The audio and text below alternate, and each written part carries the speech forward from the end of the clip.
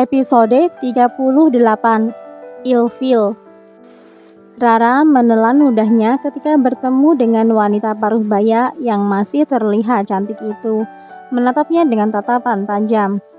Bukan hanya itu saja, di sampingnya juga ada seorang pria yang bisa Rara simpulkan kalau itu adalah ayahnya Aris, dan wanita itu adalah ibunya. Kenapa gue berasa di sebuah lapas dan sedang diinterogasi oleh sipir? Batin Rara. Melihat kedua orang tua Aris yang menatapnya seperti itu, membuat Rara benar-benar gugup setengah mati. Ngapain juga gue harus gugup? Kan gue gak tahu apa-apa.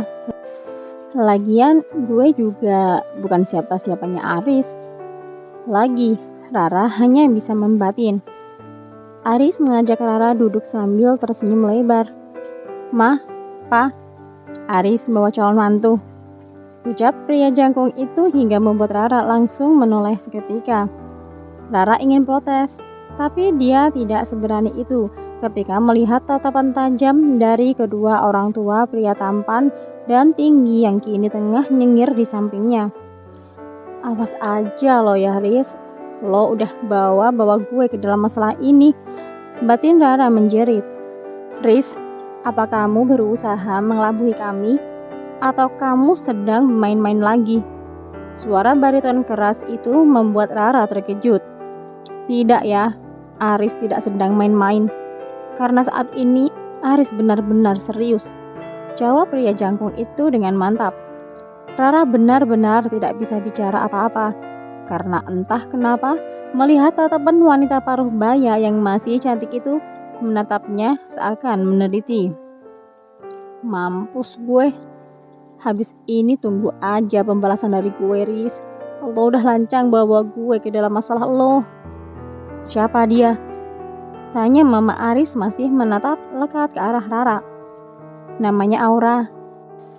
Dia cinta pertama Aris dan juga mantan kekasih saat masih kuliah," jawab pria itu jujur.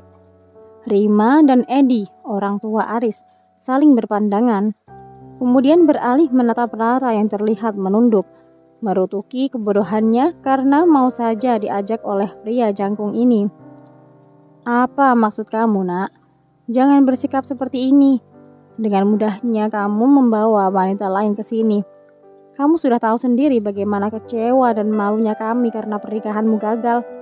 Belum juga surut berita itu, sekarang kamu malah membawa wanita yang kamu sebut sebagai calon mantu," geram Mama Aris dengan tatapan sendu.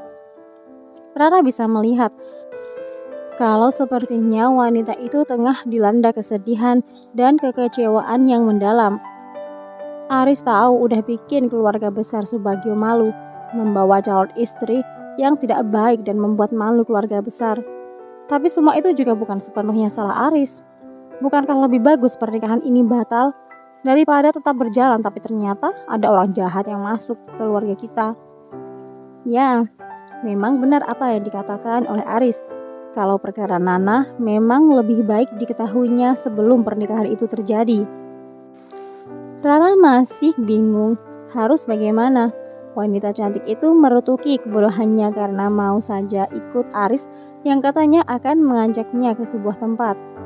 Tapi nyatanya tempat itu adalah tempat horor yang membuat Rara merinding, yaitu rumah orang tuanya. Lalu kamu akan membuat keluarga kita lebih malu lagi dengan kamu tiba-tiba membawa wanita lain? Hah? Papanya benar-benar terlihat marah. Entah kenapa melihat situasi ini ada sedikit kelegaan di hati Rara. Asalnya terlihat sekali kalau kedua orang tua Aris tidak menyukainya. Itu artinya dia tidak diterima di keluarga ini, bukan? Ya, kenapa Aris membuat malu Papa? Aris hanya ingin memberitahu pada Mama dan Papa kalau Aris sekarang mau nikah sama Rara. Dan ini tidak ada hubungannya sama sekali dengan gagalnya pernikahan itu. Bahkan Aris sangat berterima kasih kepada Nana karena dia akhirnya Aris bertemu dengan Aura. Aris menatap Rara yang terlihat sangat bersemangat saat ini. "Percuma aja lo ngotot. Lihatlah, orang tua lo tetap gak bakal nerima gue kok. Gue bantu sekalian ya biar mereka semakin bimbang sama gue, Riz." Batin Rara. Saya juga mau mengatakan kepada Bapak dan Ibu kalau sebenarnya saya ini janda loh, ucap Rara lantang, membuat Rima dan Edi langsung menatap Rara dengan melototkan matanya. Bersambung.